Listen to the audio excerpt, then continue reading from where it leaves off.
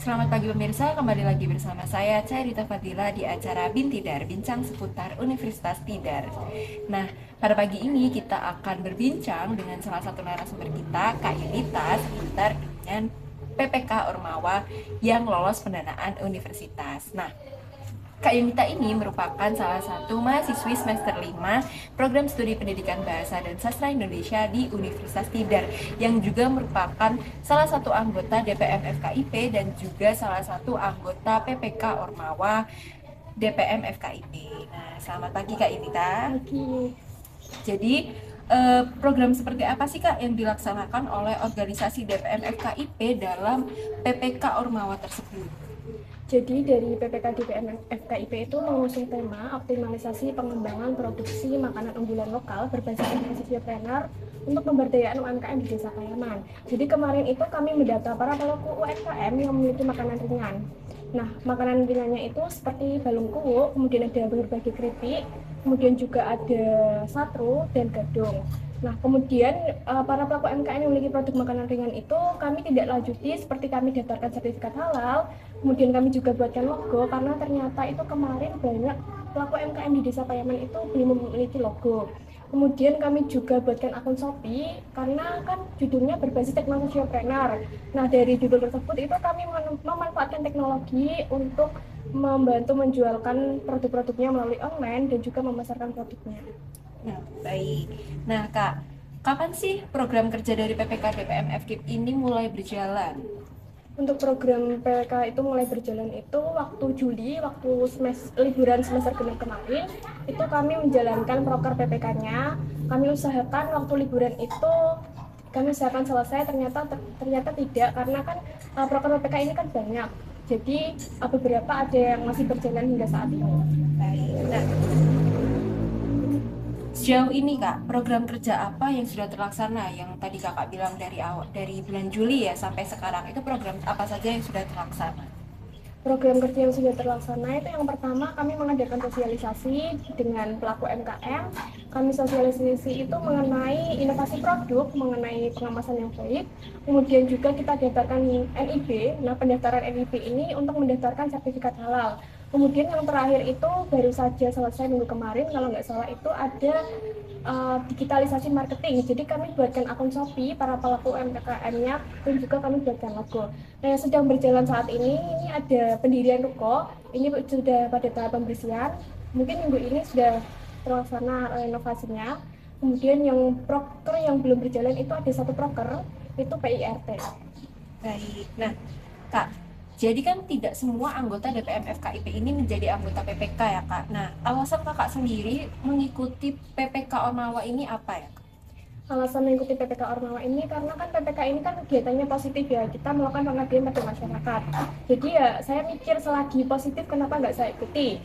Yang alasan yang lainnya itu tentu saja untuk menambah pengalaman.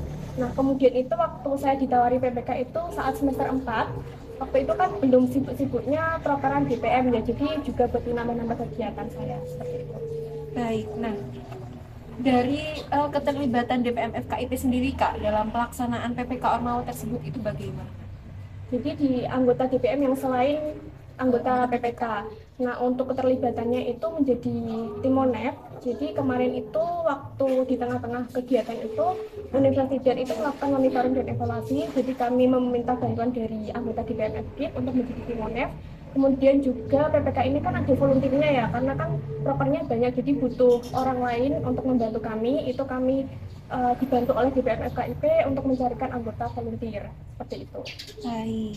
Nah Kak, sejauh ini ya Kak dari penjelasan Kakak tadi, PPK itu kurang lebih seperti pengabdian. Nah, apakah bentuk dari PPK ini hanya sebatas pengabdian saja atau adakah hal lain yang harus diselesaikan juga?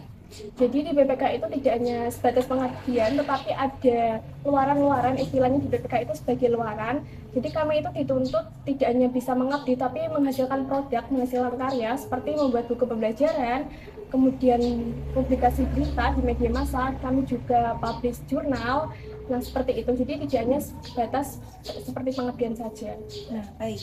Jadi PPK itu pengabdian tapi ada hal lainnya Kak. Nah, Di program S1 itu kan juga ada yang namanya KKN ya Kak, dan itu juga sama-sama dalam ranah pengabdian. Nah, menurut Kakak ini KKN dengan PPK itu apa yang membedakannya? Yang membedakan KKN dengan PPK itu mungkin waktu pelaksanaannya. Kalau pelaksanaan PPK itu kurang lebih 4 bulan, sedangkan kalau KKN itu setahu saya itu kurang lebih 1 bulan. Kemudian program PPK ini juga programnya itu dari Kemendikbud, jadi melalui PPK ini itu diharapkan dapat menguatkan kapasitas organisasi mahasiswa di tingkat universitas. Jangan kalau KKN itu kan pelaksanaannya dari UNIF ya, mungkin sebagai pembekalan untuk mahasiswa agar bisa terjun ke masyarakat. Nah, yang ketiga itu setahu saya kalau PPK itu kan kita membuat laporan dulu baru kita laksanakan programnya. Sedangkan kalau KKN itu setahu saya sendiri itu kita program kerjanya dulu baru laporannya di akhir. Baik. Nah, setelah mengikuti PPK nih Kak dari bulan Juli sampai sekarang ini, adakah dampak positif yang mendorong pengembangan kemampuan diri Kakak? Untuk dampak positif itu pastinya ada ya, karena kan kita terjun ke masyarakat, kita berbaur ke masyarakat, jadi secara waktu-waktu itu melatih kemampuan public speaking saya, juga melatih kemampuan bersosialisasi juga, kemudian lebih percaya diri, seperti itu. Baik. Nah, Kakak ini juga merupakan anggota DPM FKIP yang masih aktif juga dan juga anggota PPK juga. Nah, bagaimana sih pengaturan waktu antara kegiatan PPK dan juga kegiatan DPM FKIP ini, Kak? Biasanya kalau kegiatan di DPM itu kan tiga minggu sebelum pelaksanaan kegiatan itu sudah ditentukan tanggal sekian, hari sekian.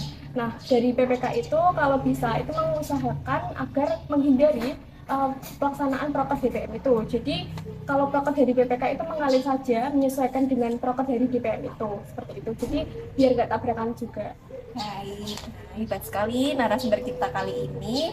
Jadi itu saja pemirsa bincang-bincang kita seputar PPK Ormawa Universitas Tidar.